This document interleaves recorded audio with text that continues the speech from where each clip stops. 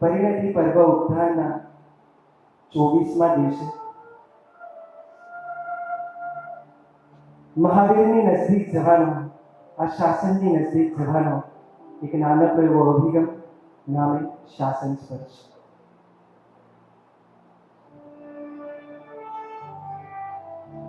આ મહાવીર નગરીમાં, આ વીર નગરીમાં સાહેબે જે પ્રેમનું સામ્રાજ્ય ઊભું કર્યું છે, સાહેબ ખરા અર્થમાં તો જ્યારે પેલો સૈનિક અમારા માટે બોર્ડર પર લડી રહ્યો છે, શું એ પણ પોતાના યુદ્ધ દ્વારા અમારા માટે પ્રેમનું સામ્રાજ્ય ખડું નથી કરતું? એ અમારા માટે લડે છે, એને અમારી પાસેથી કોઈ આશા નથી, એને કોઈ અપેક્ષા નથી કે જો મેં આ વ્યક્તિને યુદ્ધમાં બચાવી દીધો ને તો એના પછી મને પોતાના ઘરના કાર્યક્રમમાં નિયંત્રણ આપશે. એ મેં એને આ કરી દીધું ને તો એ મને આ કરી આપશે. ક્યાંય પણ કોઈ પણ જાતની અપેક્ષા વગર સામેવાળી વ્યક્તિ માટે કાર્ય કરવું, શું આજ તો પ્રેમ નથી કર્યું?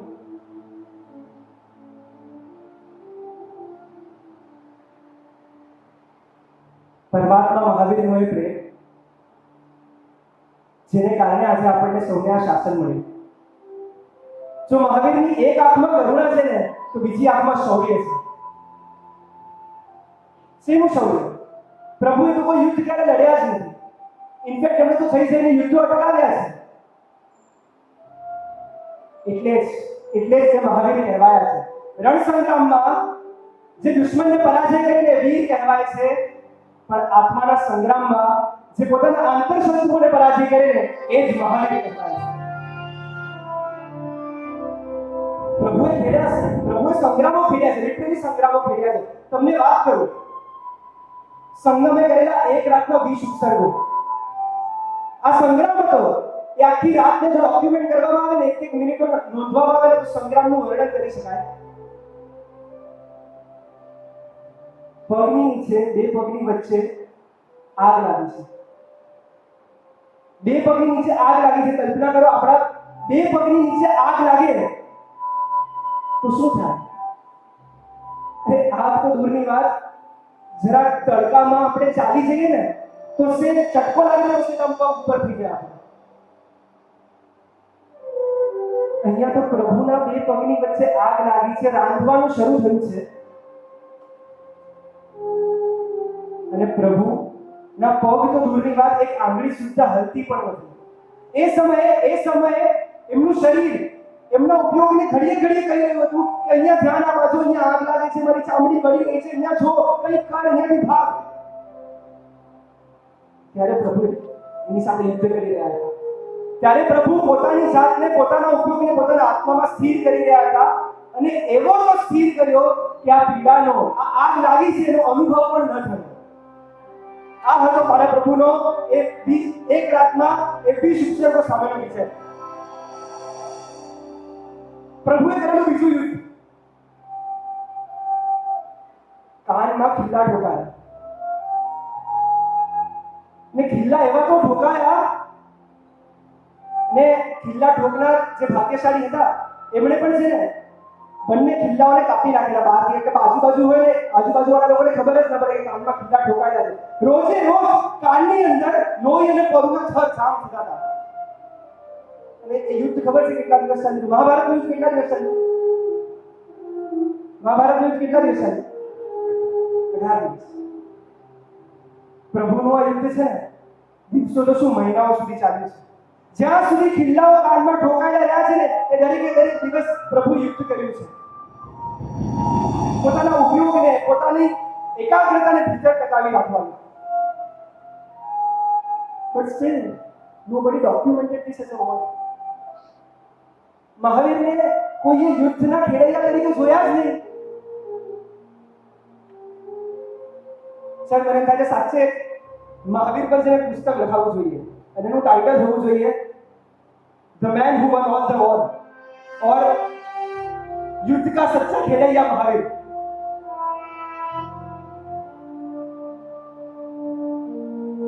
આવાય મહાવીર અને એનું 12.5 વર્ષ ચાલેલું યુદ્ધ, એની પૂર્ણાહુતિનો દિવસ વૈશાખ સુદ દસમને આપણે કેવળ જ્ઞાન કલ્યાણકના દિવસ તરીકે ઘણીવાર ઉજવ્યો, પણ આ વૈશાખ સુદ દસમ જે હમણાં 3-4 દિવસ પહેલા ગઈ, એને આપણે યુદ્ધના પૂર્ણાહુતિ દિવસ તરીકે જોઈ છે. ખરું યુદ્ધ પૂર્ણ કર્યું પ્રભુએ, અને એમને કેવળ જ્ઞાન રૂપી લક્ષ્મી વિજયશ્રી આવીને ભર્યું. અને એ વિજયશ્રી પ્રભુ યુદ્ધથી પાછા ફર્યા.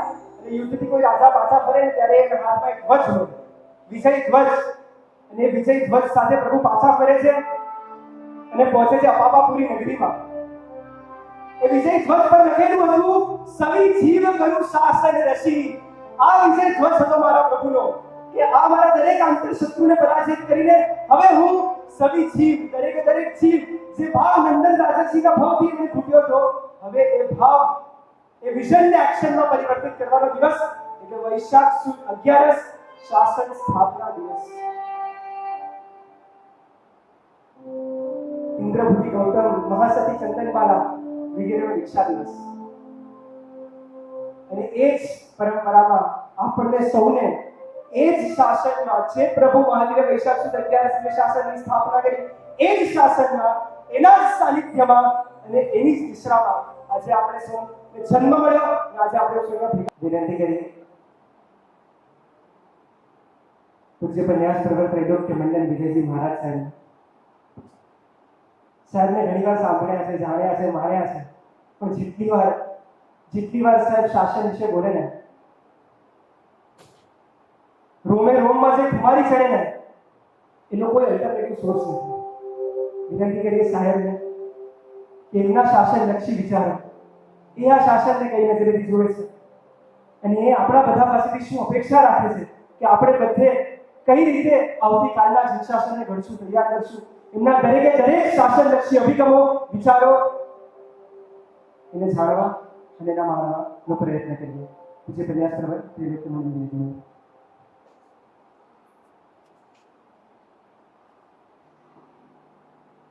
धर्मला बस इतनी से है दिल में आरज़ू, દિલમાં બસ આટલી આરઝુ છે. પણ કઈ? આપણા મનમાં જ્યારે જ્યારે જૈન શાસન વિશે કોઈ પણ વિચાર આવે ને, વિચાર આરાધનાનો હોય છે, વિચાર આ શાસનના પાલનનો હોય છે, વિચાર આ શાસનની વ્યવસ્થાઓનો ભાગ બનીને કશુંક પામી લેવાનો હોય છે. આ વિચારને ધન્યવાદ આપો. પણ આ વિચાર એક આરાધકનો વિચાર છે, જે તમારા બધામાં ઘૂંટી ઘૂંટીને ભરેલો છે, એને સલામ કરો. પણ આનાથી આગળના બે વિચાર હોઈ શકે છે. એક વિચાર હોય છે, આ શાસનને પાળું તો ખરો, પણ આ શાસનને સંભાળું કઈ રીતે? અને આ શાસનને સંભાળું તો ખરો, આ શાસનને પ્રસારવું કઈ રીતે, ફેલાવવું કઈ રીતે?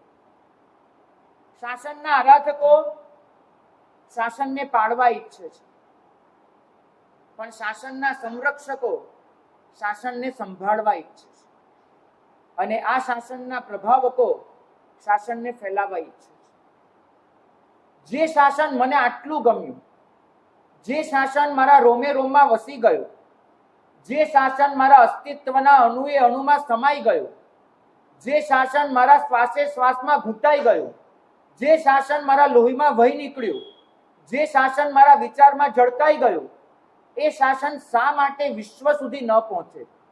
એ શાસન શા માટે દુનિયાના દરેક માણસના હૃદય સુધી ન પહોંચે? આ ખ્વાહિશ શા માટે અંતરમાં નથી જાગતી? આપણે આટલા સીમિત અને સંકુચિત રહી જ ન શકીએ. જ્યારે શાસન વિશે વિચાર કરીએ ત્યારે કોઈ કાળે આ શાસનને આપણે આ સૃષ્ટિથી અલગ કલ્પી શકતા જ નથી.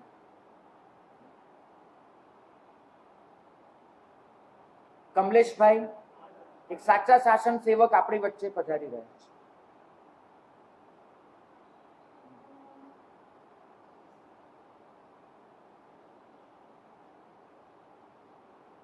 આ શાસન, એની વિશે બહુ થોડીક વાતો રજૂ કરવી છે. શાસનને આપણે ક્યારે સમગ્રતાથી નથી જોતા. એક નાનકડી વાત કરું, આપણે ત્યાં સંઘ રચવાની વાત આવે એટલે આપણા મનમાં કલ્પનાઓ આવે માત્ર દેરાસર, 2 ઉપાશ્રય, આંબિલ ખાતું અને પાઠશાળા. આટલાથી શાસન આપણને થાય કે સંઘ ઊભો થઈ ગયો. જે જમાનો આવ્યો છે એ જમાનામાં શાસનને સમગ્રતાથી જોવું પડશે. આ શાસન માંગે છે પાયાથી સંસ્કરણ. શિક્ષણ સાથે સંસ્કરણને કોઈ પણ રીતે જોડવું પડે. સ્કૂલો એ માત્ર વિચાર નથી રહ્યો, સ્કૂલો અનિવાર્ય જરૂરિયાત બની ગઈ છે. આજે જોઈએ છે મનુષ્યને શાંતિ. માનસિક શાંતિ વગર એ ધર્મના માર્ગે આગળ વધી શકે એમ છે જ નહીં. જોઈશે ધ્યાન કેન્દ્રો. એકલા જિનાલયોથી નહીં ચાલે, ધ્યાન કેન્દ્રો ઉમેરવા પડશે. આજનો મનુષ્ય એને શારીરિક સુખાકારી ગમે છે અને એના માટે કોઈ પણ પગલા ભરવા તૈયાર છે. તો એનું શરીર સ્વસ્થ રહે એવા ઉપાયો આ સંઘની વચ્ચે જ યોજવા પડશે. આજનો મનુષ્ય ઈચ્છે છે આર્થિક સમૃદ્ધિ અને આર્થિક સલામતી. એ જળવાય એ માટે થઈને જે પણ ઉપાયો સંઘની વચ્ચે યોજવા પડે એ કરવા જ પડશે. એક સંઘ જો પરિપૂર્ણ માળખું રચવા માંગે છે તો એને ધ્યાન કેન્દ્ર પણ રચવા પડે, કોચિંગ સેન્ટર પણ બનાવવા પડે, સ્કૂલનું પણ વિચાર કરવો પડે, મહેમાનો આવે તેને ઉતારવાની વ્યવસ્થા પણ વિચારવી પડે, કોમ્યુનિટી હોલ પણ ઊભા કરવા પડે. આ બધાની વચ્ચે નિરવધ્યતા કઈ રીતે જળવાય, પ્રભુના શાસનની આજ્ઞા કઈ રીતે પડાય, વિવેક અને જૈનાનું સામ્રાજ્ય કઈ રીતે ઊભું કરી શકાય, એ વિચારીને બધી જ વ્યવસ્થાઓ સર્જવી પડે. આને હું કહું છું સર્વાંગીણ વિકાસ. તમે કોઈ એક મુદ્દા પર આગળ વધીને માત્ર ધાર્મિક વ્યવસ્થાઓ ઊભી કરીને સંઘને આગળ ન લઈ જઈ શકો.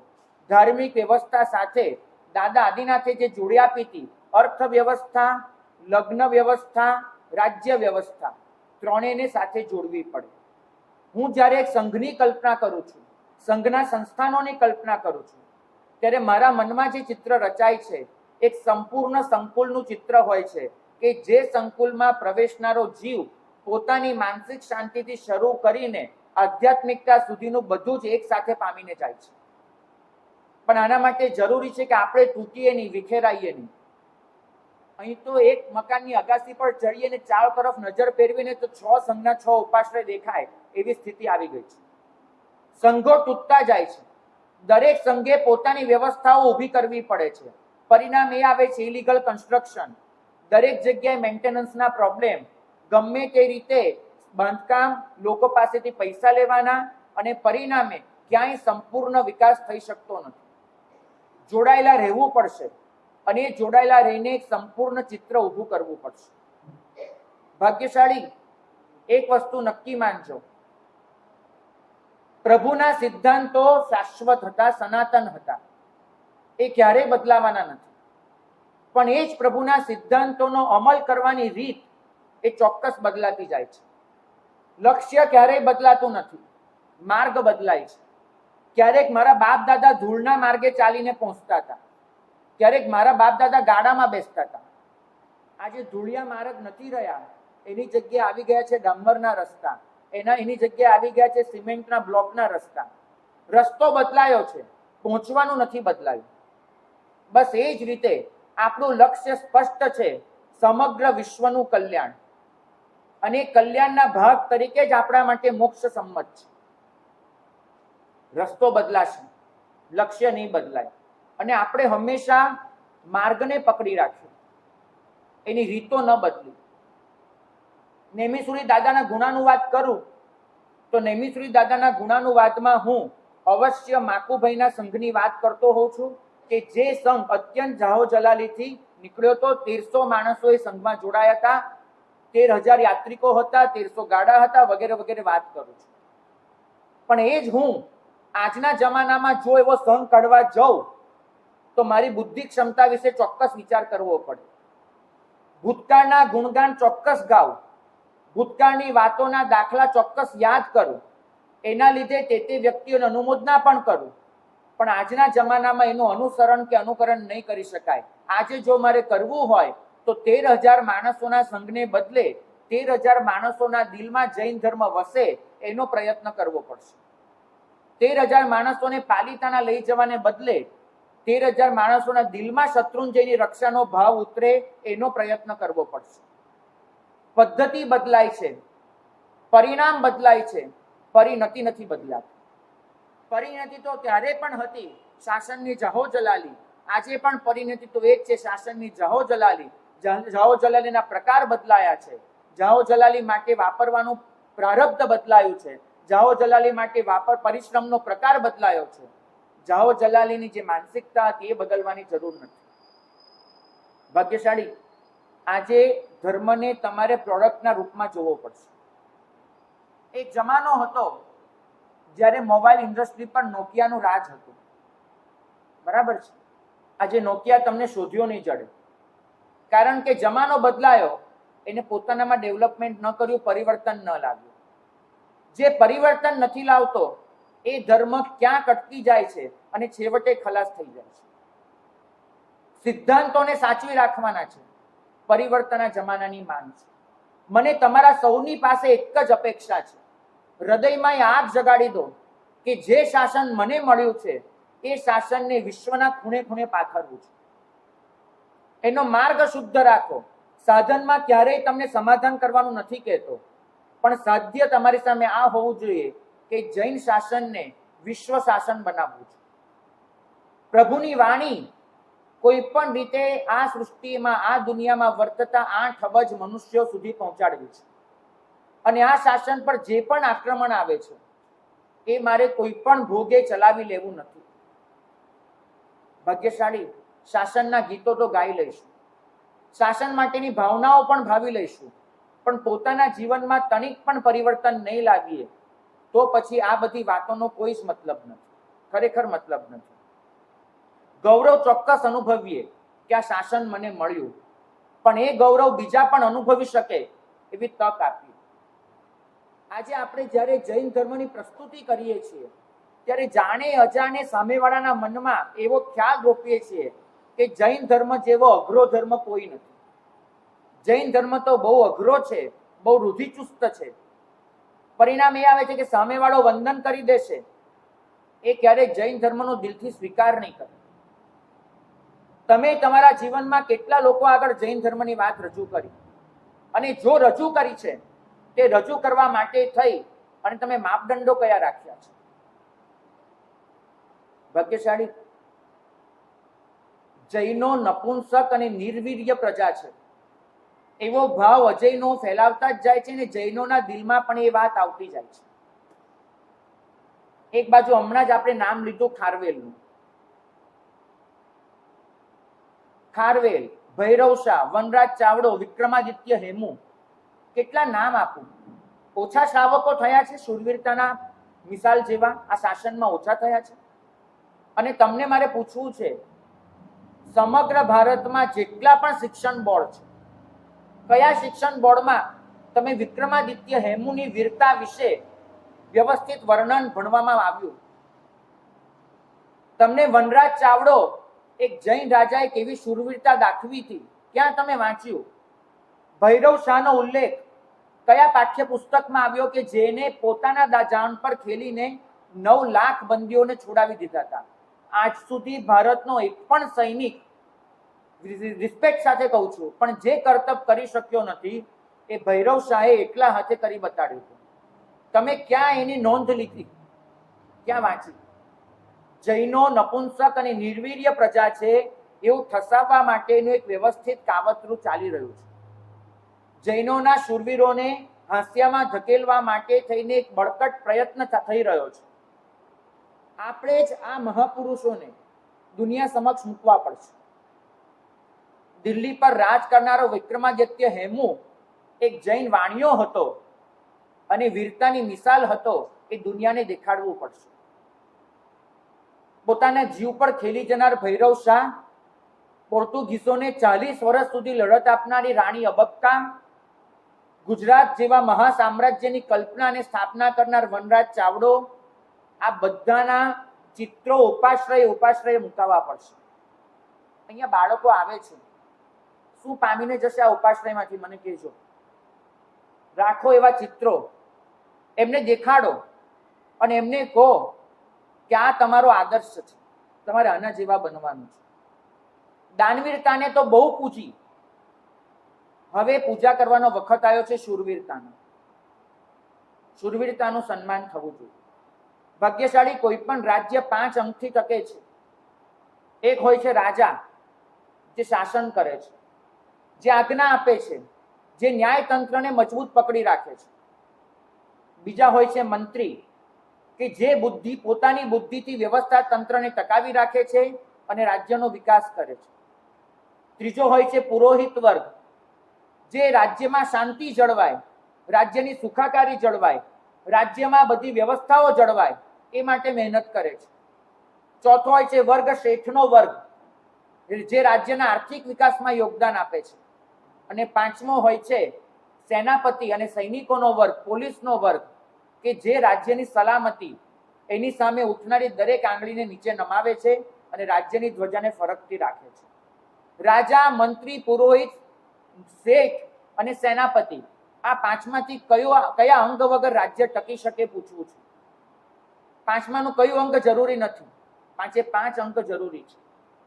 રાજા તરીકે છે આ પ્રભુ, રાજા તરીકે છે ગચ્છાધિપતિ ભગવંતો, આચાર્ય ભગવંતો, કે જેમની આજ્ઞા અનુસાર આપણે ચાલવાનું છે.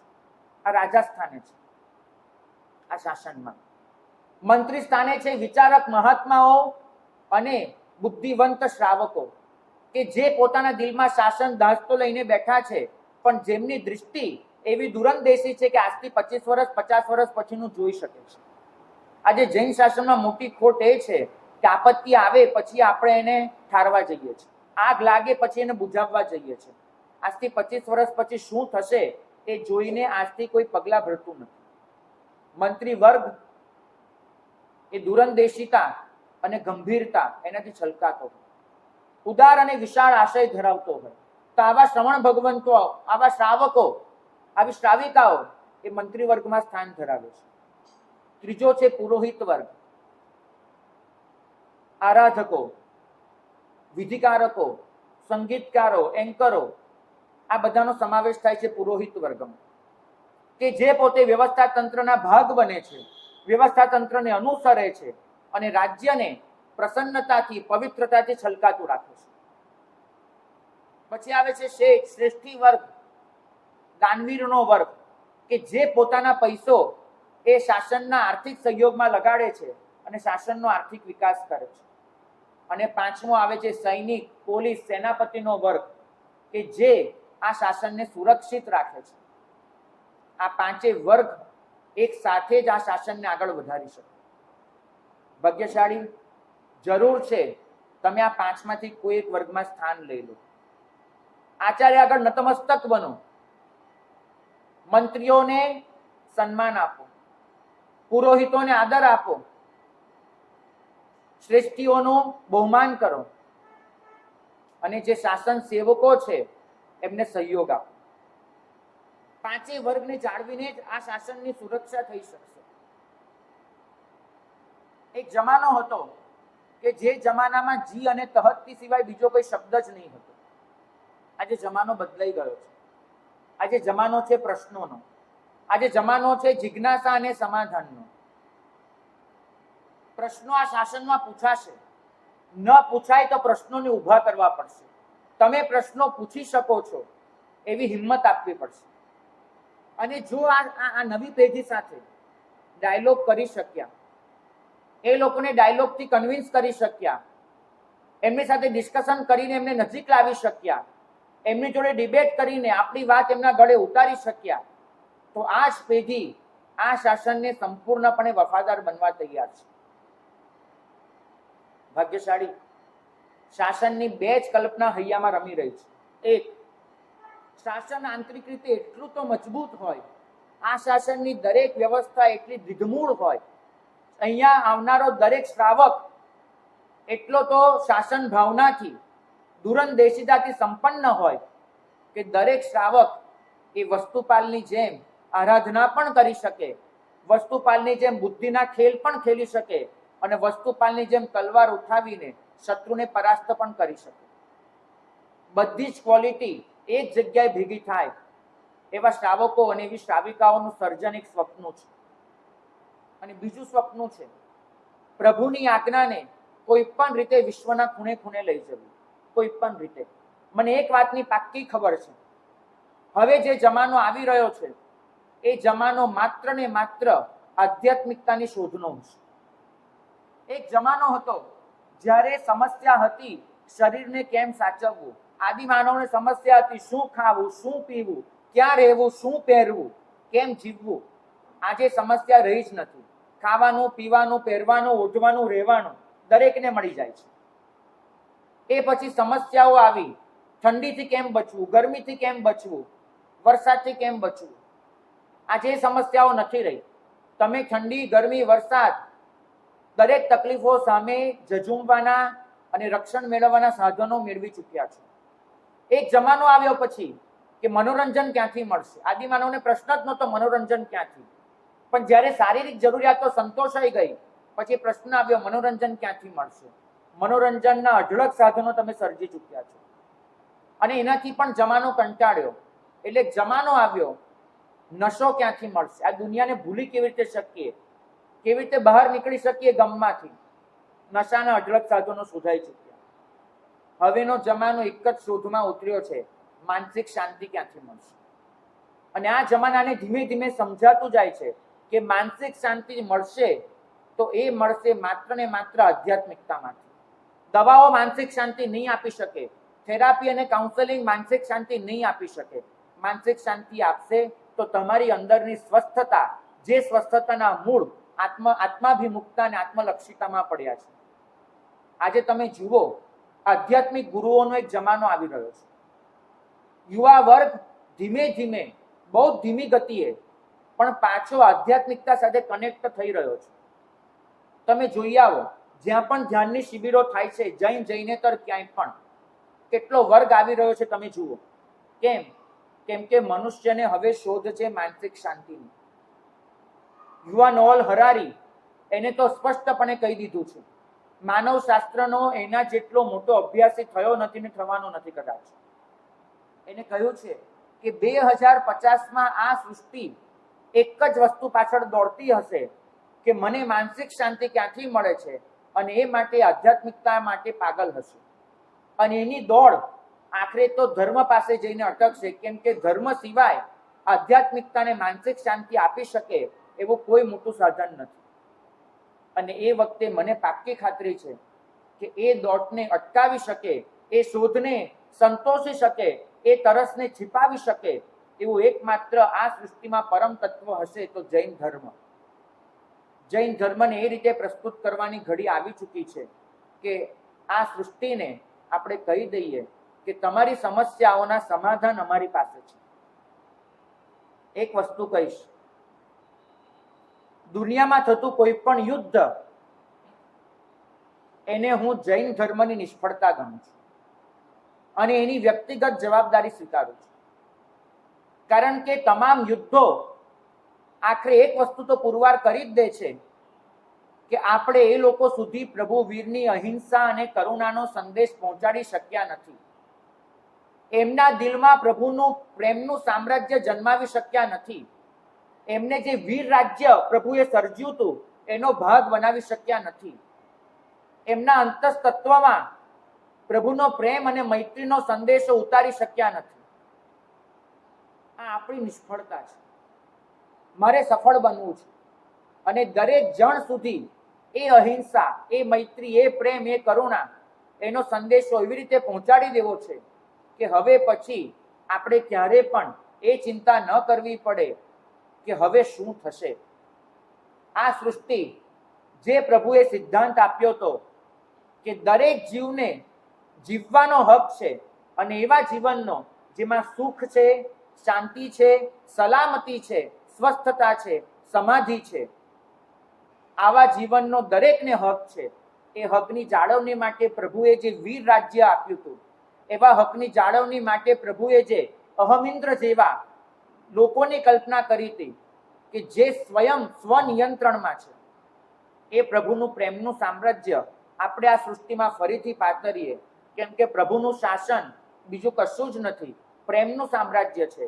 અને પ્રેમ, પવિત્રતા અને પ્રસન્નતા આપણે સૌના જીવનમાં લાવીએ એ જ મંગલ કામના. पल पल बाबू शासन राज, शासन है मेरा प्राण, शासन है मेरी जान, આપણે સૌ આ પદો ગાઈએ, અવારનવાર વારે તહેવારે ગાઈએ, પણ આપણી વચ્ચે આજે એક એવી વ્યક્તિ મોજૂદ છે જે આ પદો માત્ર ગાય નહીં, જે આ પદોને જીવે, જે આ પદોનો ક્ષણે ક્ષણે અનુભવ કરે અને શાસન માટે 24/7 રાઉન્ડ ધ ક્લોક કાર્યરત રહે. જેમને વિઝન જનશાસનના પોડકાસ્ટમાં આપ સૌ મળી ચૂક્યા છો, એમના વિઝનને, એમના વિચારોને આપ જાણી ચૂક્યા છો અને કદાચ તમારામાંથી કોઈ એ જ ટોપિક પર એક્શન પ્લાન બનાવવાનું પણ શરૂ કર્યું હશે.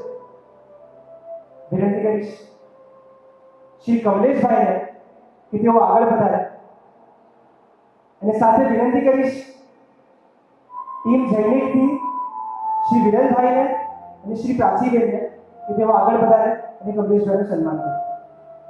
ભાઈ એક જ મિનિટ, મારી એક ભાવના છે, આવા કમલેશભાઈ વિશે મારા હૃદયની એક વાત કહું. તમે જૈન શાસનમાં શાસન સાથે જોડાયેલા કોઈ પણ સાધુ, કોઈ પણ આચાર્યને જઈને કહો કે શાસન માટે મરી ફીટનારા અત્યારના 10 શ્રાવકના નામ આપો. દરેક સાધુ કે દરેક આચાર્ય જે 10 જણની સૂચિ બનાવશે એમાં એક નામ તમને કોમન જળશે, કમલેશભાઈ.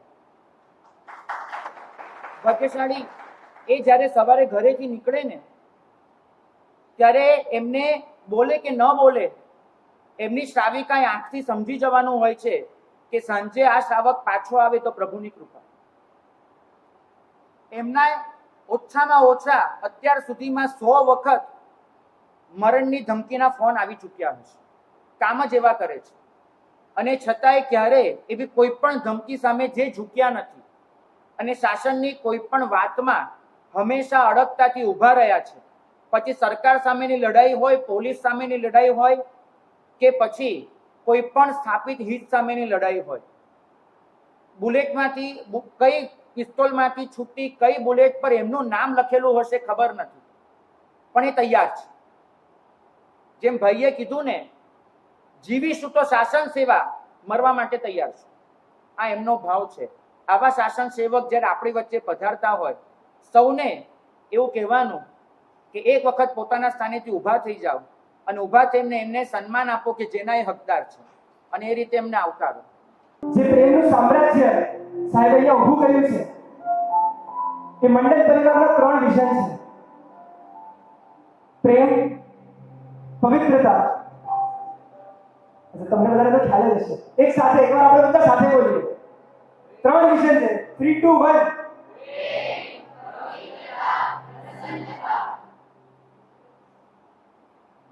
આ સમગ્ર વિશ્વને પ્રભુ વીરના પ્રેમથી નવડાવી દેવું, પ્રભુ વીરના પ્રેમથી પલ્લવિત કરવું. આ સમગ્ર વિશ્વને પ્રસન્નતાના સંવેદનથી છલકાવી દેવું, રોમે રોમમાં પ્રસન્નતા છલકે. અને આ સમગ્ર વિશ્વને પવિત્રતાનું એ શુદ્ધિ સ્નાન કરાવી દેવું. આવા 3 સુંદર મજાના લક્ષ્યને લઈને શાસન સમર્પિત મંડળ પરિવાર આગળ વધી રહ્યો છે. એવા મંડળ પરિવારની અનેક પ્રવૃત્તિઓ જેના વિશે મારે તમને વાત કરવી છે. સૌ પ્રથમ આ મંડળ પરિવારમાં 3 વિંગ છે: મંડળ શ્રાવક વિંગ, મંડળ શ્રાવિકા વિંગ અને મંડળ યુથ વિંગ. જે પણ 16 થી 35 વર્ષના યુવાનો છે એ મંડળ યુથ વિંગમાં જોડાઈ શકે છે. 35 વર્ષની ઉપરના શ્રાવકો મંડળ શ્રાવક વિંગમાં અને શ્રાવિકાઓ મંડળ શ્રાવિકા વિંગમાં. મંડળ પરિવારની સૌ પ્રથમ પ્રવૃત્તિ કે જેના દ્વારા એને શરૂઆત કરી પોતાના વિઝનને એક્શનમાં પરિવર્તિત કરવાની, એટલે ARH, રે ઓફ હોપ. આ પ્રેમનું સામ્રાજ્ય આ સમગ્ર વિશ્વમાં પ્રસરે, સમગ્ર વિશ્વના લોકો પ્રભુ વીરને ઓળખે, આ જૈન ધર્મને ઓળખે. આ એનું સૌ પ્રથમ લક્ષ્ય છે.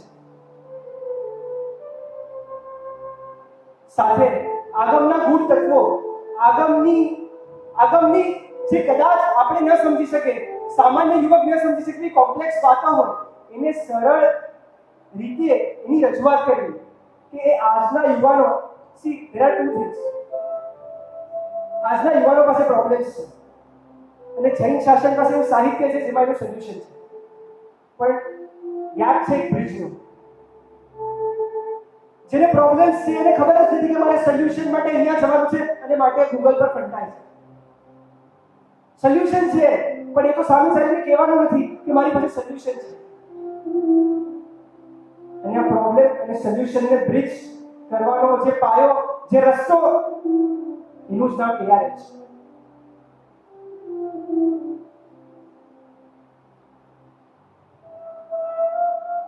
પ્રભુ વીરની વાતો, શાસ્ત્રોની વાતો એને સમગ્ર વિશ્વમાં પ્રસાર કરવું એ અમારું એક લક્ષ્ય છે.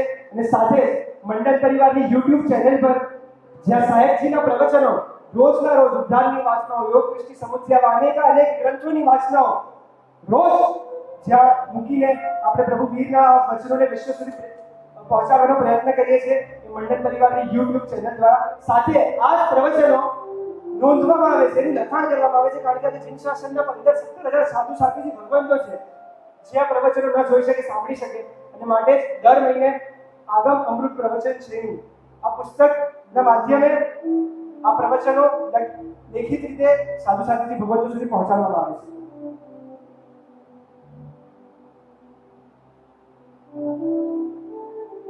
ડ્રામાસ નાટક એક એવું માધ્યમ છે જે સદીઓથી ચાલતું આવ્યું છે.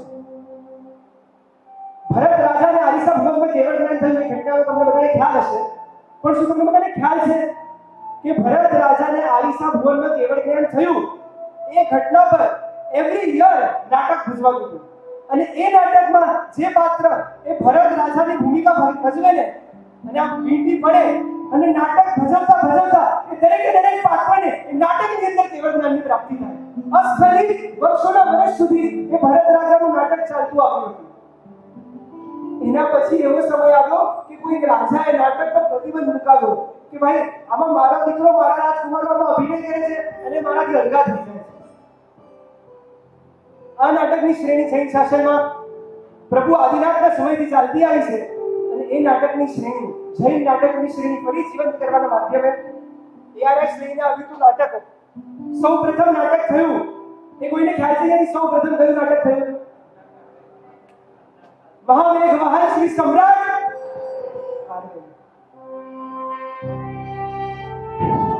ભીતર શૌર્ય રસને રોમે રોમમાં પ્રસરાવતું જે નાટક, જે આખું નાટક હતું, એના રચયિતા આજે જેમણે આખું લેખન કર્યું આજે આપણી સમક્ષ મોજૂદ છે પૂજ્ય મુનિરાજ શ્રી ત્યાગ મંડળ વિજયજી મહારાજ.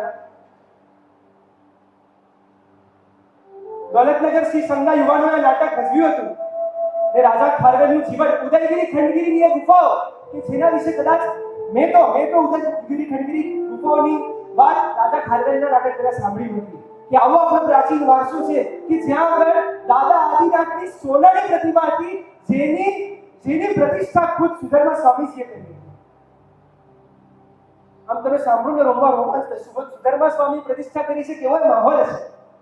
મને સૌભાગ્ય મળ્યું કે એ જગ્યાનો એ ઘટનાઓનો, એ સ્પંદનોનો સ્પર્શ કરવાનો મને મોકો મળ્યો.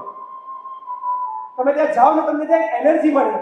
એ ત્યાં ગુફાઓમાં 24 ભગવાનની પ્રતિમાજીઓ છે, પણ અફસોસ આપણે આપણા ઇતિહાસ માટે એટલા બેદરકાર છીએ ને કે આપણને એની પડી જ નથી.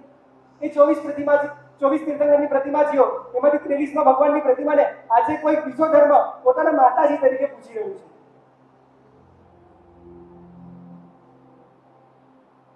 ત્યાં 19માં મલ્લિનાથ ભગવાન ભારતભરમાં એક કે બે જ ઠેકાણે મલ્લિનાથ ભગવાન સ્ત્રી સ્વરૂપે છે અને ઉદયગીરી ખંડગીરીની ગુફાઓમાં છે. આવો અદ્ભુત પ્રાચીન આપણો વારસો એને ફરીથી પુનર્જીવિત કરવાનો પ્રયાસ, એટલે નામે આ નાટક મહામેઘવાહન શ્રી સમ્રાટ ખારવેલ. સમ્રાટ ખારવેલ જે પ્રભુની એક આંખમાં કરુણા રસ અને બીજી આંખમાં શૌર્ય રસ છે, એક્ઝેક્ટ એનું જીવંત ઉદાહરણ. એ એક રીતે આખા કલિંગનું નવ સર્જન કરે છે, પણ સાથે જ એ નવ સર્જનથી પોતાની જાતને અલગ રાખે છે, પોતે એનાથી ડિટેચ કરે છે. એક બાજુ યુદ્ધ કરે છે પણ સાથે શત્રુ પ્રત્યે દુર્ભાવ નથી રાખતા. એવા એ સમ્રાટ ખારવેલ. અને એક શ્રેણીમાં બીજું નાટક એટલે નહીં, શૌર્ય રસનું બીજું નાટક એટલે ભૈરવ શાહ. જેમ સાહેબે વાત કરી, તમે કલ્પના તો કરો, એક એવો શ્રાવક, એક શ્રાવક ધારે તો શું કરી શકે? આ ઉદાહરણ આપણે ઘણી બધી વાર કે હું શું કરી શકવાનો, આ વિશ્વમાં તો આવો માહોલ છે, આ યુએસ આમ કે છે, ટ્રમ્પ આમ કહી દે છે, ચાઇના આમ કે છે, આમાં આપણે તો શું કરવાનું?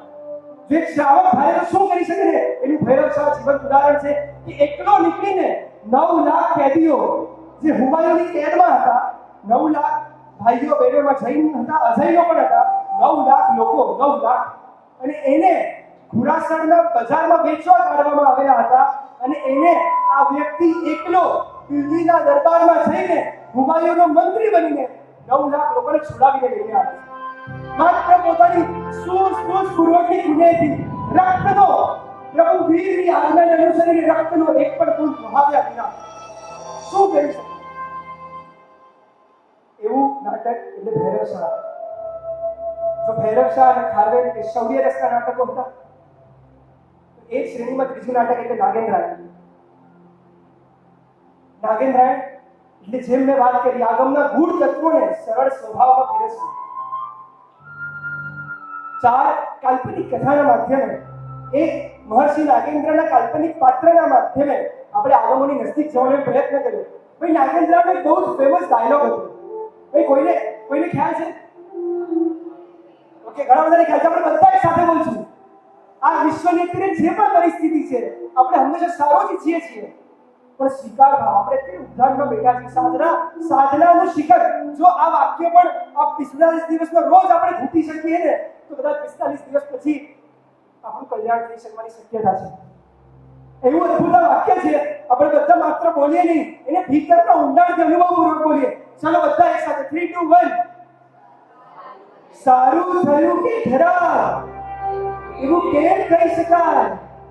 પરમાત્માની કૃપા થઈ.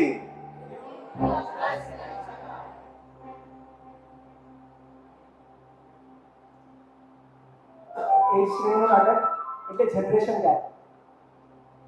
જેમ સાહેબે વાત કરી કે આજના યુવાનો સાથે આપણે વાતચીત કરવાની છે, એ લોકો ને જે જોઈએ આપણી પાસે, જે છતાંય લોકો કેમ આપણી પાસે નથી આવતા, એ જ ગેપ બ્રિજ કરવાનો પ્રયત્ન. It is all about bridging the gaps. Bit ARH નું ઇન્સ્ટા પેજ, બીટ નાટકો, બીટ એનીથિંગ. અને એ જ ગેપને બ્રિજ કરવાનો પ્રયાસ એટલે નામે જનરેશન ગેપ. આવા અદ્ભુત નાટકોની શ્રેણી મંડન પરિવાર ARH કરી રહ્યું છે, અને સાથે જ એમાં આગળ જતા હજુ એક, જેમ જીન શાસનમાં અનેક શ્રાવકો થયા છે, એમ અનેક વિરાંગનાઓ થઈ છે.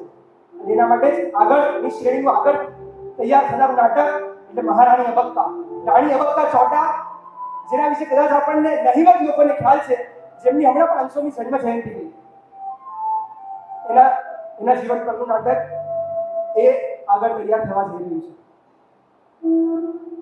સાથે ઇતિહાસ, આપણો ગૌરવવંતો ઇતિહાસ, આ બધા મેં પાત્રોની વાત કરી. આ શું હતું? આપણો ઇતિહાસ, આપણો ગૌરવપૂર્ણ ઇતિહાસ, એને ફરીથી પુનર્જીવિત કરવાનો પ્રયાસ એટલે ઇતિહાસના કોર્સિસ, જેનું લેવલ 1 અત્યારે લોન્ચ થઈ ચૂક્યું છે. 4 વર્ષમાં 4 લેવલમાં આ કોર્સ લોન્ચ થવાનો છે. સાથે વિવિધ કલાકૃતિઓનું નિર્માણ. પ્રભુ વીરની હમણાં આપણે જે વાત કરી, 12.5 વર્ષોની વાત કરી. 12.5 વર્ષોમાં એવરી યર ઋતુઓ બદલાય.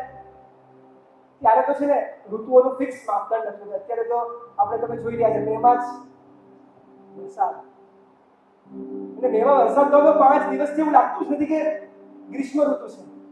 બહાર પણ વરસાદનું વાતાવરણ છે ચારે બાજુ. એ સમય એવો હતો જ્યારે 6 ઋતુ ચાલતી હતી. હવે તો 3, 2 કે ખબર નહીં ક્યાં સુધી પહોંચવું આપણે. એ 6 ઋતુ ચાલતી હતી, અને 6 ઋતુ પ્રભુ જ્યારે સાધનામાં ઉભા હોય, સીધા ઉભા હોય, સ્થિર ઉભા હોય, ક્યારેક આંખો ખુલ્લી રાખીને કરે, ક્યારેક નયનો ઢળેલા હોય, વિચારેલી હોય, તો ત્યારે સાધના કરતા પ્રભુ કેવા લાગે? એ 6 કલાકૃતિનું સર્જન એટલે પ્રભુ વીરના 6 ઋતુમય સાધના ચિત્રો, જેનું સર્જન પણ ARHમાં થયું છે. અને સાથે 12 રાશિના સરસ્વતી માતાનું ચિત્રનું સર્જન પણ થઈ રહ્યું છે. એમાંથી 7 રાશિના સરસ્વતી માતાના ચિત્રોનું વિમોચન પણ થઈ ચૂક્યું છે, અને આગળ આ ચિત્રોનું વિમોચન જલ્દી થશે. જેમ એક સ્તંભ ARH છે, એમ બીજો સ્તંભ છે SNS, શાસન નિષ્ઠા સંગઠન. અને એનું સૌથી મોટું લક્ષ્ય છે કે અજૈનો સુધી જૈન ધર્મને પહોંચાડવો.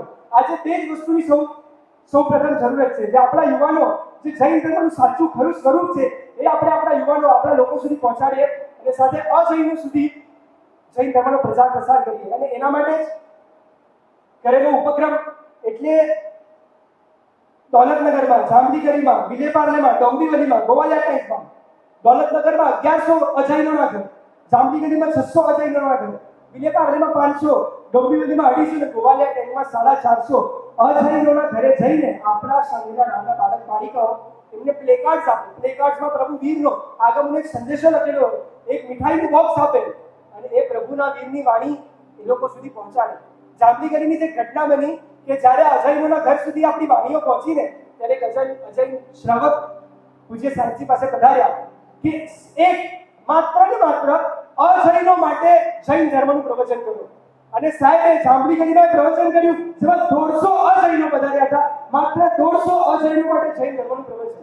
અને એના પછી એક કે શ્રાવક આવીને કહીને ગયા કે અમે પોતે આ ધર્મનો જે વિરોધ કરતા હતા એ હવે અમે ચોક્કસપણે નહીં કરીએ કારણ કે અમે ધર્મને સમજતા જ ન હતા.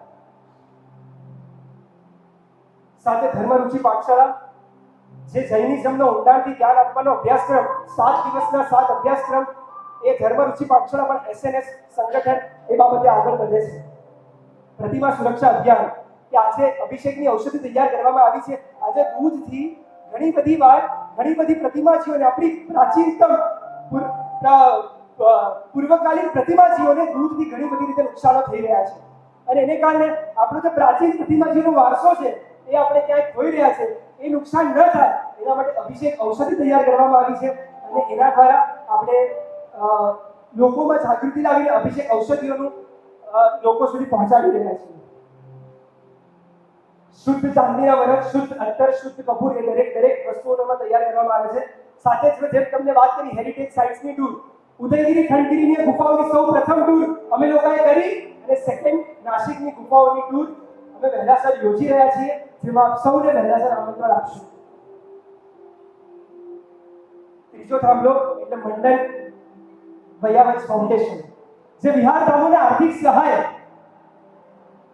એનો ફેઝ 1 હતો વિહારધામોને આર્થિક સહાય આપતી અને હવે ફેઝ 2 જે અત્યારે ઓલરેડી ચાલી રહ્યો છે દરેક વિહારધામોને ઉપકરણ દ્વારા સહાય. આજે દરેક સાધુ શ્રમણ ભગવંતોના જે હાથ છે એ જ્યારે લોકો કામ કરવા બેસે ને ત્યારે જે સાબુ વાપરાય છે એ સાબુ વિદેશથી આવતા હોય છે. એ સાબુથી એમના હાથો છોડાઈ જતા હોય છે. પણ આ આપણે જાપાનમાંથી સોર્સ કરીને એક એવો લોન્ડ્રી પાવડર લઈને આવ્યા છે જેના દ્વારા કામ કરવાથી એ હાથો છોડાતા નથી. એવા ઉપકરણો આપણે એમાં વિહારધામો સુધી પહોંચાડવાનો પ્રયત્ન કરીએ છીએ. સાથે સાધુ સાધ્વીને તાવ વગેરેમાં સાતા રહે એના માટે અલગ નિર્દોષ પ્રોડક્ટ જાપાનથી મંગાવવામાં આવે છે અને એ લોકો સુધી પહોંચાડવામાં આવે છે.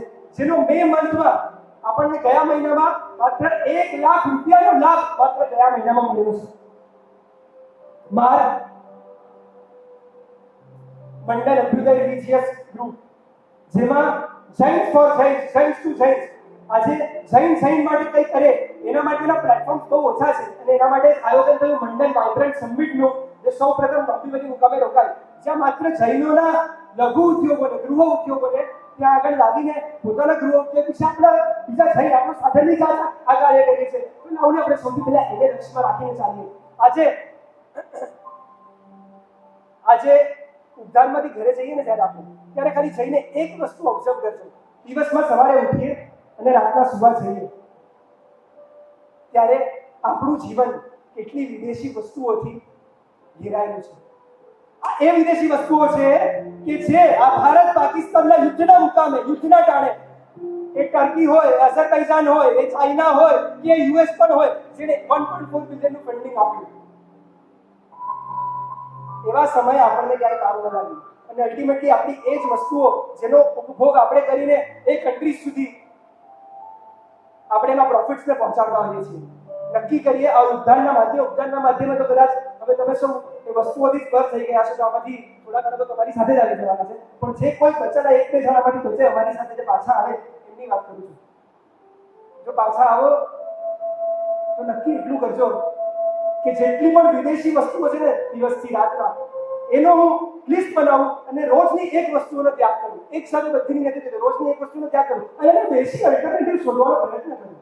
મારી વસ્તુ, મારા ભારત દેશમાં ઉત્પાદિત થયેલી વસ્તુ અને એ જ રીતે અમારા જૈન ભાઈબંધોના બિઝનેસ, મારા જૈને તૈયાર કરેલી વસ્તુ લાવ, સૌથી પહેલા હું એ લક્ષ્ય રાખીને ચાલું અને એનો જ એક લક્ષ્ય, એનું જ એક વિઝન એટલે મારું. સાથે એમાં જૈનો જે લોકોને બિઝનેસીસ શરૂ કરવા છે એ લોકોને પણ લોન્સ આપવા માટે અત્યારે ખૂબ જ નાના પાયે પ્રયાસ કરીએ છીએ. રિસન્ટલી મુલુંડની એક હોસ્પિટલમાં અને મુલુંડની એક સ્કૂલમાં લગભગ 2 અને 1.5 લાખ રૂપિયાનું અમને ડોનેશન આપવાનો લાભ મળ્યો છે અને સાથે જ એક આશ્રમમાં પણ અમને લાભ મળ્યો છે. Last but not the least, I very proudly wear this badge because I call myself a Jainik. Jainik stands for जिन शासन के सैनिक. પણ જૈનિક વિશેની વાત કરીએ પહેલા જેમની આપ સૌ રાહ જોઈ રહ્યા છો એવા કમલેશભાઈ, એમને વિનંતી કરીએ. આપણે પહેલા કમલેશભાઈની વાત કરીએ, કમલેશભાઈના મોઢે જૈન શાસનને સાંભળીએ, પછી જૈનિકની વાત કરીએ. લાસ્ટમાં જે શાસન ધ્વજા લહેરાઈ છે આપણે બધા એક સાથે લહેરાવીને, એક સાથે અરહમનો નાદ બજાવીને, સभी જીવ ગુરુ શાસન પછી નાદ બજાવીને આપણે સૌ એથી છૂટા પડીશું અને આગળ વિનંતી કરીશ. વિજયજી મહારાજ સાહેબ, સહવર્તી સાધુ ભગવંતો, પૂજ્ય સાધુજી ભગવંતો અને શ્રાવક ગણ અને સારિકા. આજે હું આ જગ્યા પર આવ્યો છું ને ઉભો છું શાસનની વાત કરવા માટે, પણ ખરેખર મને સંકોચ થઈ ગયો છે સાહેબની હાજરીમાં વાત કરવાની. કેમ કે સાહેબ પાસે એટલી બધી શાસનની વાતો છે અને રગરગમાં શાસન છે કે મારી વાત, આ બધી વાત સાહેબે આપને કરી જ દીધી હશે. અને આ વાત મારા મુખેથી સાહેબની હાજરીમાં કરું એટલે પેલું સૂર્ય સામે અગરબત્તી કરવા જેવું છે. એટલે ખરેખર મને સંકોચ થઈ રહ્યો છે, પરંતુ કોઈ એવી વાત હોય કે જે મહાત્માઓ ન કરી શકે અને આપણા સ્કોપમાં આવે કરવાની, એવું કરવાની કોશિશ કરીશ. તો જે કોઈ બી અત્યારે ઉદ્યાનમાં આરાધકો જોડાયા છે એ બધા તો રોજ પરમ પૂજ્ય મહાત્મા તરફથી સાંભળતા જ હશો શાસનની વાતો. કેમ કે સાહેબનું દરેક પ્રવચન, દરેક વાતમાં શાસન જોઈએ છે, એ મેં પ્રત્યક્ષ અનુભવ્યું પણ છે. અત્યારે શાસનની જે પરિસ્થિતિ છે એમાં ખરેખર એક અપેક્ષા છે. હું કદાચ મંડન ગ્રુપ સાથે એટલો પરિચિત નથી, પણ જે જૈનિક ગ્રુપ છે કે જીન શાસનનો સૈનિક, એ ખરેખર એના ઉપર બહુ જ અપેક્ષા છે શાસનની. અત્યારે નવા લોકો શાસનમાં જોડાઈ નથી રહ્યા. શાસનની પરિસ્થિતિ પણ એવી છે કે જે નવા લોકો નથી જોડાતા, માટે બીજા જે લોકોમાં કેલિબર નથી, જેની એલિજિબિલિટી નથી અથવા તો યોગ્ય નથી, એવા લોકો જોડાઈ જાય છે. અને જે સાહેબનું જે વાત છે, સાહેબે હમણાં જ વાત કરી, જે મૂળભૂત ઉત્તર ગુણ વાળી કે ફંડામેન્ટલ્સ છે એ કોન્સ્ટન્ટ રાખી અને બાકીનો અત્યારે સમય અનુસાર, અત્યારના સમય પ્રમાણે શાસનની વ્યવસ્થા કરવી જરૂરી છે, એ સમજ નથી હોતી. એટલા માટે પારંપરિક જે રીતે શાસન ચાલે કે અનુષ્ઠાનો ચાલતા હોય તો અનુષ્ઠાનો ગતાની ગતિ ચાલે ને ચલાવતા રહેવાનું. એના ઉપર લક્ષ્ય એમ્ફેસાઇઝ એટલું બધું હોય છે કે મુખ્ય મૂળભૂત શાસનની વાત રહી જાય છે. આ બધા ઉદ્યાનમાં જોડાયા તો ખરેખર એક ટ્રેનિંગ શિબિર છે. આરાધના સાધના કરતા પણ એક રક્ષા માટે આપ્યા છો. આખે આ એક અત્યારે ફોર્સ તૈયાર થઈ રહી છે, હું તો એવું માની રહ્યો છું. અને આ બહુ જરૂરી છે. આપણા કોઈ બી ક્ષેત્રની વાત કરું, કોઈ બી ક્ષેત્ર કરું, 5 જ મિનિટે, વધુ સમય નહીં લો, પણ કોઈ પણ ક્ષેત્રની વાત કરું, રક્ષાને અત્યારે દરેક ક્ષેત્રમાં જરૂર છે. તીર્થોની પરિસ્થિતિ પણ આપણે એ રીતની છે કે આપણા પોતાના જે આપણે રેગ્યુલર જઈએ છીએ, આ ઉદયગીરી ખંડગીરીની વાત તો નથી કરતો, એ તો બહુ દૂરની વાત છે. પણ અહીંયા આપણે જ્યાં કદાચ દર 2 મહિને 3 મહિને જતા હશો, ગિરનાર, ગિરિરાજ કે એ તીર્થો છે, એની પરિસ્થિતિ છે. આપણે લોકો ખાલી યાત્રા કરીને આવીએ છીએ, એનાથી વિશેષ આપણને રસ નથી ને બધું સારું કરીને આવીએ છીએ, પણ કોઈ રસ નથી લેતું. માટે તીર્થો અજૈનોના હાથમાં જઈ રહ્યા છે, એમના વિધિ વિધાન થઈ રહ્યા છે, એ તરફ આપણું દુર્લક્ષ છે.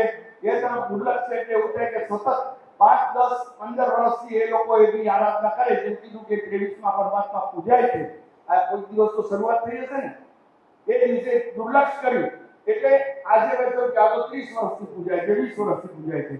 આ વસ્તુ દરેક જગ્યાએ રહે છે કે આ લોકો તો 20 વર્ષથી કરે છે, 30 વર્ષથી કરે છે. આ તો એમાં કઈ નવી વાત નથી કે મતલબ હોય કોઈ રોક્યા નહીં, વ્યાજે કેમ રોકો આવે. એમ આપણા હાથમાંથી આપણો જે વારસો છે, વિરાસત છે, સરકતી જાય છે, કેમકે આપણને ખબર જ નથી, આપણને એ લક્ષ્ય જ નથી એ તરફ. અને ઘણો બધો આવો આપણો વારસો જઈ રહ્યો છે. દરેક પ્રકારની ફોજની જરૂર છે. કદાચ તમારે મસલ પાવર હોય, મેન પાવર હોય, બધી જરૂર છે. હું અમારી વાત કરું, જ્યારે અમે લોકો કોઈ રક્ષાના કામમાં હોય છે ત્યારે બધી ટેકનિકો યુઝ કરીએ છીએ. મસલ પાવરનો પણ અમે લોકો પૂરો યુઝ કરીએ છીએ અને એ જ્યારે જરૂરિયાત પડે ત્યારે અમે જોયું છે કે એનો બી ફાયદો છે, મની પાવરનો બી ફાયદો છે. પરંતુ કોઈ પણ હિસાબે આપણી જે મેન્ટાલિટી જે છે નોર્મલ, કે પેલાને પૈસા આપીને કામ પતાવી લેવું, એ રીતે નહીં. એની પાસે કોઈ પણ એને બેનિફિટ આપો તો એનાથી વધુ પેલા બેનિફિટ તમે એક કન્ફર્મ કરો કે તમને મળી રહ્યું છે બેનિફિટ, અને તમારા શાસનના કે ધાર્મિક પ્લેસના હિતમાં મળી રહ્યું છે, તમે કંઈક મેળવી રહ્યા છો. એ એન્શ્યોર ન થાય ત્યાં સુધી કોઈ એવું કામ કરવાની જરૂર નથી. એટલે જે મેં તીર્થની વાત કરી તે રીતે અત્યારે સાંપ્રત સમયમાં જે યુદ્ધની પરિસ્થિતિ છે, હવે આપણી પાસે કન્ટીજન્સી પ્લાન જ નથી. કન્ટીજન્સી પ્લાન નથી કે કદાચ જો આ 2 મહિના 4 મહિના ચાલે તો જૈનોના ગુરુ ભગવંતો મહાત્માઓ એને કઈ રીતે સુરક્ષિત રાખવા, આપણે કઈ રીતે સુરક્ષિત રહેવું, એના માટે કોઈ કન્ટીજન્સી પ્લાન નથી. આ વોરની સિચ્યુએશન આ કોઈ ઓવરનાઇટ ક્રિએટ નથી થઈ. આ ઘણા વખતથી ચાલતી હતી, એવા બધા પ્રિડિક્શન્સ આવતા હતા, ઘણું જ હતું. પણ આપણે પોતાની તૈયારી કદાચ કરી હશે, પોતા પાસે કોઈ શેર હશે ને, એ શેર વેચી નાખ્યા હશે, મ્યુચ્યુઅલ ફંડ હશે તો કાઢી નાખ્યો હશે, ઇન્વેસ્ટમેન્ટ સેવ કરી નાખ્યો હશે, શેરમાંથી મ્યુચ્યુઅલ ફિક્સ ડિપોઝિટમાં વયા ગયા હશે. પણ શાસન માટે કંઈ નથી કર્યું. કેમ નથી કર્યું? લીડરશિપનો અભાવ તો છે, પણ સાથે સાથે આપણી ઉદાસીનતા પણ છે. જ્યાં સુધી ડિમાન્ડ નથી ત્યાં સુધી સપ્લાય ક્રિએટ નહીં થાય. આપણી ઉદાસીનતા નહીં જાય ત્યાં સુધી લીડરશિપ એક્ટિવ નહીં થાય. લીડરશિપ પાસે જઈને પૂછવું પડશે કે સાહેબ શું કરવાનું. 10 જણા પૂછશે ને તો સાહેબ પણ વિચારશે. વાત એવી છે કે ડિમાન્ડ એન્ડ સપ્લાય અહીંયા જોવા જેવું છે. આપણી ડિમાન્ડ જ નથી, સપ્લાયના વાળાને શું કામ છે? પછી માર્કેટ જ નથી. એટલે આ એક બહુ મહત્વની વાત છે કે આપણી પાસે કન્ટીજન્સી પ્લાન નથી. શું કરવું જોઈએ? કદાચ આપણા ધાર્મિક ક્ષેત્રમાં દેવ પ્રવેલિકાને ડિમાન્ડ આવે, અત્યારે તો એવો જુવાર ચાલે છે દેશભક્તિનો કે જરૂર હોય કે ન હોય.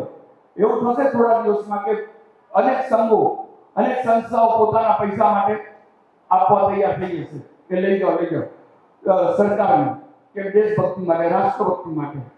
પણ આપણા 7 ક્ષેત્રની મર્યાદા, આપણે કદાચ સરકારી પણ એવો વટહુકમ આવે ને કમ્પલસરી આપવા પડે તો કઈ રીતે એને સેફ કરી દેવા થાય, એના માટે પણ કોઈ પ્લાન નથી આપણી પાસે. કોઈ પ્લાન નથી. તીર્થ રક્ષાનો પ્લાન નથી. તમારી આપણે બધા જ પાસે આપણી સંપત્તિનો, આપણી એસેટની રક્ષાનો પણ ધાર્મિક આધ્યાત્મિક સંપત્તિ, આપણા ગુરુ ભગવંતો જંગમ તીર્થ, એની રક્ષાનો બી પ્લાન નથી. એમને કઈ રીતે સેફ કરવા એનો બી પ્લાન નથી. મહાત્માઓને અત્યારે કેટલાય મહાત્માઓ કચ્છમાં હશે કે એવી જગ્યા હશે કે જે ખરેખર આપણે આપણા રિલેટિવ્સને કહેશું કે તમે અહીંયા આવી જાઓ, પણ મહાત્મા માટે વિચાર કર્યો આપણે કે સાહેબજીને કઈ રીતે સેફ જગ્યાએ પહોંચાડી દઈએ? એ વસ્તુ નથી. તો આ એક ખાસ જરૂર છે. એટલે મને જૈનિક જેવી સંસ્થાઓ પર બહુ મને અપેક્ષા છે. હું એવું માનું છું કે આ સંસ્થાઓ કરી શકશે. આ સંસ્થા એક એવી સંસ્થા છે કે જેનો કોઈ પર્સનલ એજન્ડા નથી. ઘણી બધી સંસ્થાઓ કામ કરે છે અને બહુ સારું કામ કરે છે, જરૂરી છે. એ બધી જ સંસ્થાના બધા જ કામો, કોઈ વૈયાવચનું કરતા હોય, કોઈ સાધર્મિકનું કરતા હોય, જે કરતા હોય, પણ એવું કોઈ નથી કે જેનો કોઈ પર્સનલ એજન્ડા નથી, જેને કોઈ પોતે ઇયરમાર્ક નથી કર્યું કે મારે કયું કામ કરવું. શાસનમાં જે કામની જ્યારે જરૂરિયાત હોય એ કરવું એટલે મિલિટરી, એ સૈનિક. સૈનિક પછી કે જો ફ્લડ આવે ને તો બી જાય, નેચરલ કેલામિટીમાં બી જાય, અર્થક્વેકમાં બી જાય, બોર્ડર ઉપર બી જાય. આ એક એવું સૈન્ય છે અને આ સૈન્યની બહુ જરૂર છે. આ સૈન્યને આપણે બધાએ ખરેખર સાથ આપવા જેવો છે. મારી નજરમાં આવી કોઈ પણ સંસ્થા નથી વર્તમાનમાં કે જેનો પોતાનો કોઈ એજન્ડા ન હોય. એટલા માટે મને ખૂબ પ્રિય છે. આવી એક સંસ્થાની બહુ જરૂર છે. એવા લીડર, એવા મહાત્મા, એમનું પોતાનું વિઝન, પરફેક્ટ વિઝન છે. એ કદાચ 50 વર્ષ 100 વર્ષ આગળનું વિચારે છે. એક એમની પાસે બ્લેન્ડ છે, પ્રોપર બ્લેન્ડ છે કે કઈ રીતે પ્રાચીન અને અર્વાચીન બેઉનું પ્રોપર મિક્સિંગ કરવું અને આજે શું સર્વ કરવું, કઈ રીતે આજે રક્ષા થઈ શકશે, કઈ રીતે સાધનિકોને સાચવી શકાશે, કઈ રીતે તીર્થસ્થાનોને સાચવી શકાશે, કઈ રીતે પ્લેસ ઓફ વર્શિપને સાચવી શકાશે. એમની પાસે પ્રોપર વિઝન છે, તે લીડરશિપ પ્રોપર છે, સૈન્ય પ્રોપર છે અને આ સંસ્થાની આપણને બહુ જરૂર છે. વધુ સમય હું નહીં લઉં, પણ મારી ખાસ મહાત્માને પણ વિનંતી છે કે સાહેબ, અમે લોકો તો જે બી કામ કરીએ છીએ ગુરુદેવ ગુરુ ભગવાનના આશીર્વાદથી થાય છે. અમે લોકો ખાલી કોઈ પણ સક્સેસ જેટલી પણ મળી હોય એમાં અમારો હિસ્સો એક્ઝાગરેશન કરીને કહું, એક્ઝાગરેશનથી તો 5% હોય છે. 95% ડિવાઇન ફોર્સ હોય છે. ડિવાઇનમાં દેવ, ગુરુ, ધર્મ બધું આવે છે. અત્યાર સુધીની જેટલી સક્સેસ છે એમાં અનુભવ્યું છે. ખાલી આપણે તો દરવાજો નોક જ કરવાનો છે, એ ખુલી જ જશે. ત્યાં વેઇટ જ કરે છે ખોલવા માટે, કોઈક નોક કરવું જોઈએ.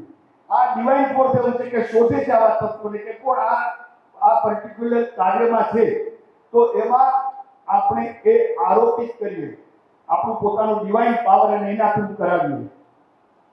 આ એક અનુભવ્યું છે સાહેબજી. અમારી જેટલી બી આપણે કોઈ પણ પ્રકારની અમારા કાર્યની અનુમોદના કરી હોય, પણ એ અનુમોદના દેવગુરુ ધર્મની છે.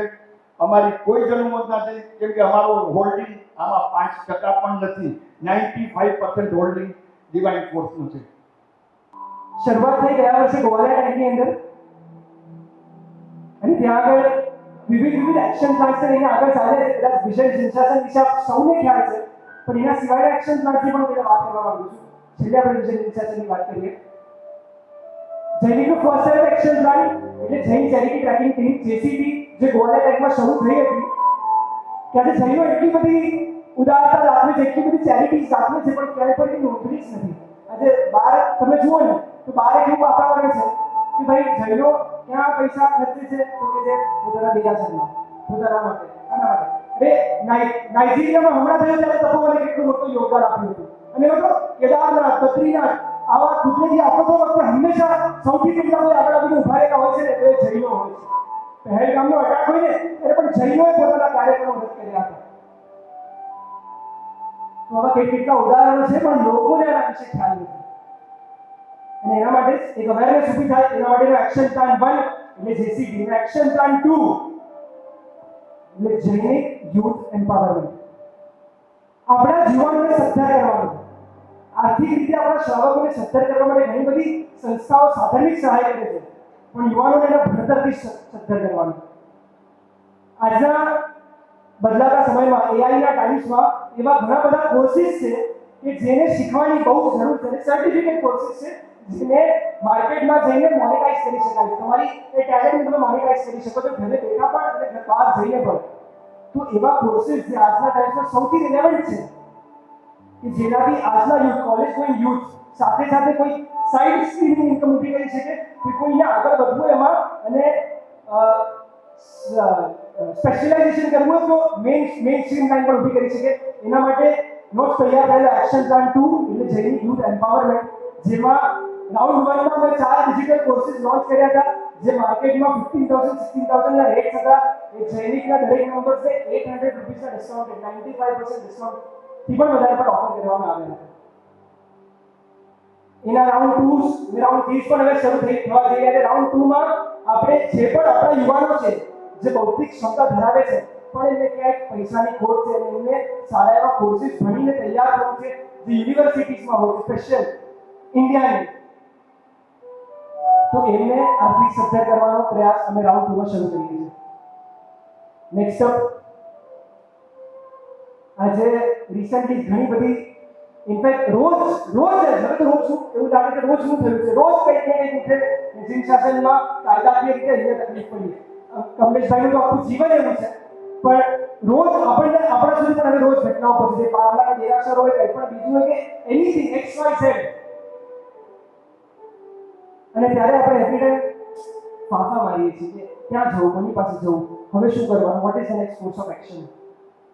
તો એક વિઝન એવું હતું ગુરુ ભગવતનું કે એક એવું લીગલ સેલ તૈયાર થાય કે જૈન શાસનની જે દરેક કાયદાકીય આફતો છે એની સામે લડત આપવા માટે સક્ષમ હોય, એની સામે તરત માર્ગદર્શન આપી શકે. દરેક આફતો સામે માર્ગદર્શન તો ચોક્કસ કરવું, પણ સાથે સાથે આપણા દરેક સાધનિકોનો ઉત્કર્ષ થાય. આજે ગવર્મેન્ટની કેટલી બધી સ્કીમ્સ છે, we are in minority today, so we are eligible four certain amount of schemes, donations or scholarships, but we are not aware about it.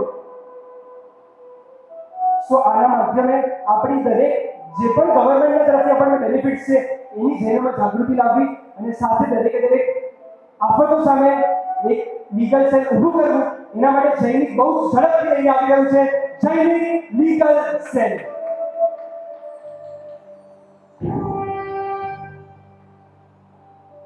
Next up,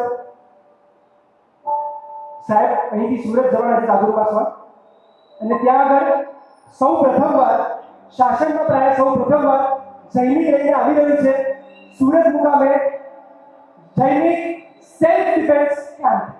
આજે જરૂર છે, આજે શ્રાવક શ્રાવિકાઓ એકદમ સાધ્વીજી ભગવાન જોડે જરૂર છે. આજે સાધ્વીજી ભગવાનની ભરૂચની ઘટના હોય, ભાભરની ઘટના હોય, આમ આપણે વાંચીને આપણું રહ્યું છે, પણ આપણે ત્યાં અટકી છીએ. ધીમે ધીમે એવા જૈનિકો ઊભા કરવાનો પ્રયાસ છે કે જે દરેક ક્ષેત્રે કાર્યરત હોય, પણ ત્યાં સુધી આપણા સાધ્વીજી ભગવાન પણ બિહારમાં કોઈ પણ આવી અણધારી આફત આવી જાય ત્યારે પોતાનું રક્ષણ પોતે કરી શકે. એના માટે સાધ્વીજી અને સાધુ ભગવંતો માટે પણ, અને સાથે આપણા દરેક શ્રાવક શ્રાવિકાઓ માટે પણ એક સેલ્ફ ડિફેન્સ શીખવું એ ખૂબ જ અનિવાર્ય બન્યું છે. અને માટે સેલ્ફ ડિફેન્સ કેમ્પ, જેમાં ભારતની પ્રાચીનતમ પદ્ધતિઓ, એ તલવારબાજી હોય, એ લાઠીચાર્જ હોય, ભાલાફેંક હોય, એ યુદ્ધની કલા હોય, કે આજે તમારી સામે કોઈ આવે ને તમે તમારો એટલીસ્ટ અટેક નહીં પણ ડિફેન્ડ તો કરી શકો. તો એના માટે સેલ્ફ ડિફેન્સ કેમ્પ, અને સાથે સાથે ઇઝરાયલની ક્રાવ માગા પદ્ધતિ છે કે જેનાથી આજે ઇઝરાયલમાં જન્મેલા દરેક સિટીઝનને સેલ્ફ ડિફેન્સ શીખવું કમ્પલસરી છે. અને એ જ પદ્ધતિ આ બંનેને સાથે રાખીને સૈનિક લઈને આવ્યું છે first ever self defence camp. એની જાહેરાત અને એનું એલિજિબલ પાર્ટિસિપેશન એ બધું જ ટૂંકા સમયમાં જાહેર કરવામાં આવશે. Last but not the least, the one which all of us know, the one which is dear to all our hearts today, વિષન જીન શાસન. સાહેબનું વિષય હતું કે આજે જીન શાસનના અલગ ક્ષેત્રોમાં જે પણ કાર્ય થઈ રહ્યા છે એમાં જો હજુ સારી રીતે આગળ લઈ જવામાં આવે, આજે કંઈ પણ સપોઝ કોઈ પ્રોબ્લેમ્સ છે તેને આઈડેન્ટિફાઈ કરવામાં આવે અને એના સોલ્યુશન્સ કાઢીને એને દરેક આચાર્ય ભગવંતો સુધી પહોંચાડવામાં આવે અને પછી ઇમ્પ્લિમેન્ટેશન સુધીમાં લઈ જવામાં આવે. અને માટે જ જન્મ થયો વિઝન જીન શાસનનો. વિઝન જીન શાસન action plan 26-27 competition. What is this? કદાચ પ્રાય તમારામાં થી બેઠેલા ઘણા બધા તમને ખ્યાલ જ હશે. શાસનને લગતી આજના શાસનને સ્પર્શતી એવી 15 સમસ્યાઓ આઈડેન્ટિફાઈ કરી. કોન્સ્ટિટ્યુશન, લોઝ એન્ડ જીન શાસન, જેના પર આપણે સૌથી પહેલો પોડકાસ્ટ શ્રી કમલેશભાઈ સાથે લીધો. એમણે ખૂબ જ સારા વિચારો અને વિઝનો એમાં રજૂઆત કર્યા કે કાયદાકીય ધોરણે જીન શાસનમાં જો આ કાર્ય થાય તો આવતીકાલના જીન શાસનમાં, આજના જીન શાસનમાં આપણને વધારે સારી રીતે સંચાલન કરી શકાય અને વધારે મજબૂત એનું માળખું તૈયાર કરી શકાય.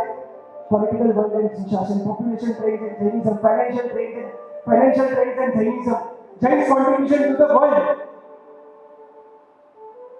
Jain literature and society, Jain તીર્થ સુરક્ષા, Jainism through the lens of a common man. આવા 15 ટોપિક પર 15 અલગ શાસન રત્નો સાથે પોડકાસ્ટ લીધા. આ પોડકાસ્ટમાં વિષય છે, આ પોડકાસ્ટમાં એ વિચારો છે કે જે આ શાસનને બદલી શકવાની શક્યતા ધરાવે છે. અને તમારા બધા પાસે અહીં બેઠેલી દરેક વ્યક્તિ પાસે એ વિઝન છે, એ થોટ છે, એ એક્શન પ્લાન છે, આઈડિયાઝ છે કે મારે જો આ સંશાસનને બહેતર કરવું છે તો હું એના માટે શું આપી શકું, હું મારા વિચારો આપી શકું. Again, as I told you right at the beginning, it is about bridging the gap. And vision Sinshasan is about that, bridging that gap. એમના પાસે વિઝન છે, તમારા બધા પાસે આઈડિયાઝ છે. જરૂર છે એક મંચની જ્યાં બંનેને ભેગા કરી શકાય અને એ ભેગા કરવાનું નામ એટલે vision Sinshasan. How many of you sitting over here have already participated? Just raise your hands. ખુલ્લા બંધ થયા બંને આ દેખો. ઓકે, આઈ થોટ ઉદ્ધાર વાળા તો આપણે ઓરિજિનલી 31 મે લાસ્ટ ડેડલાઇન આવી હતી participation. But first of all let me ask, do you want to participate? તમને પાર્ટિસિપેટ કરવું છે? આપણા વિચારો આજના દિવસના કમલેશભાઈ સાહેબે શું કીધું આજે કે આવા બીજા 1000 કમલેશભાઈની જરૂર છે તો આ શાસન આગળ ચાલશે. તો એ કઈ રીતે ચાલશે? એના માટે જરૂર છે સંયુક્ત વિચારોની. આ મુવમેન્ટ છે, આ ક્ષણ છે, આ દિવસ છે, આ ઘટના છે. જો આજે નહીં તો ક્યારે? આજે સામે ચાલીને તમારી પાસે મંત્ર હશે ને ત્યારે તમે નથી કરતો તો પછી ક્યારે થશે? કરવું છે? કરશો.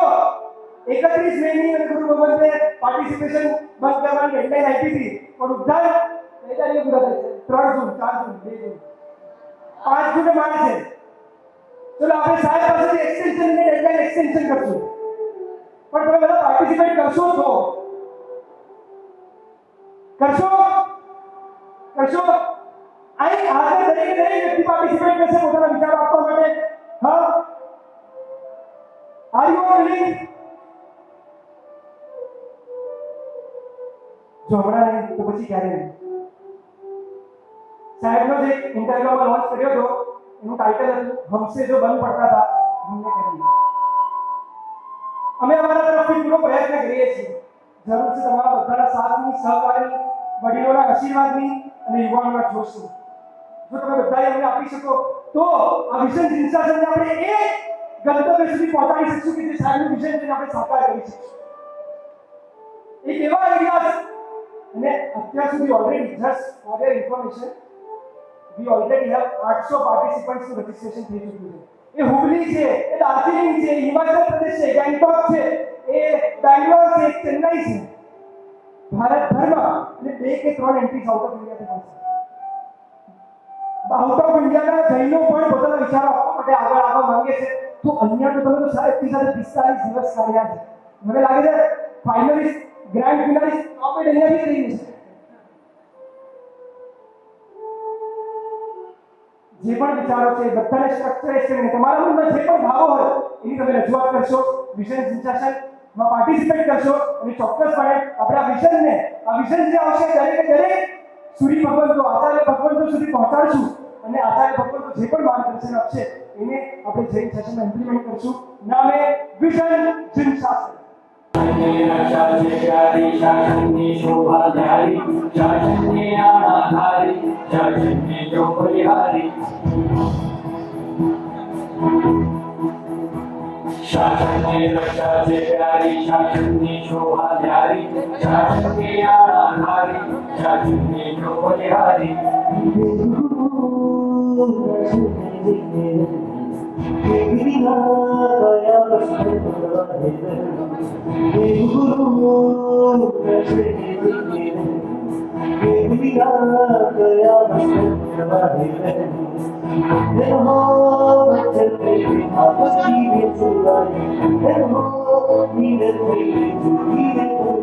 શાસનની રક્ષા છે પ્યારી, શાસનની શોભા ધારી, શાસનની આણા ધારી, શાસનની ચોપડી હારી. શાસનની રક્ષા છે પ્યારી, શાસનની શોભા ધારી, શાસનની આણા ધારી, શાસનની ચોપડી હારી.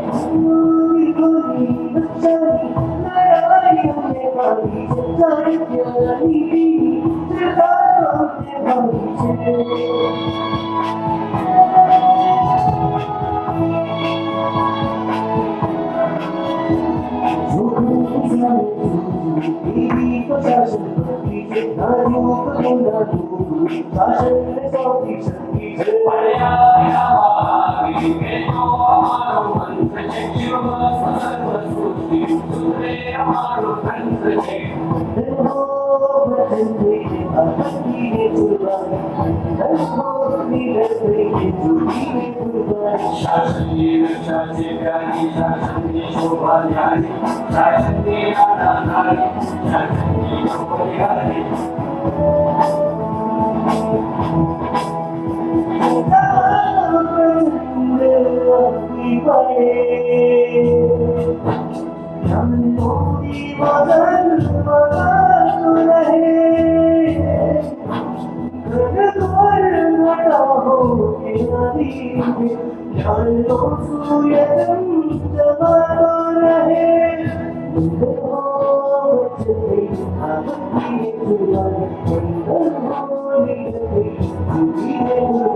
Shashani Rakshati Vyani Shashani Shobhadyani Shashani Ananari Shashani Shobhadyani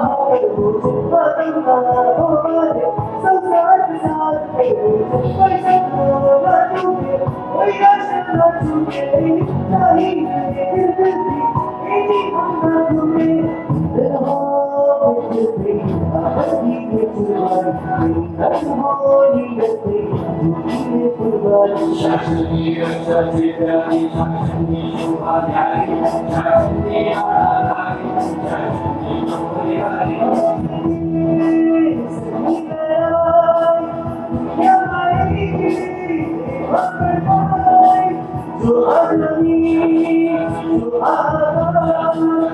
जो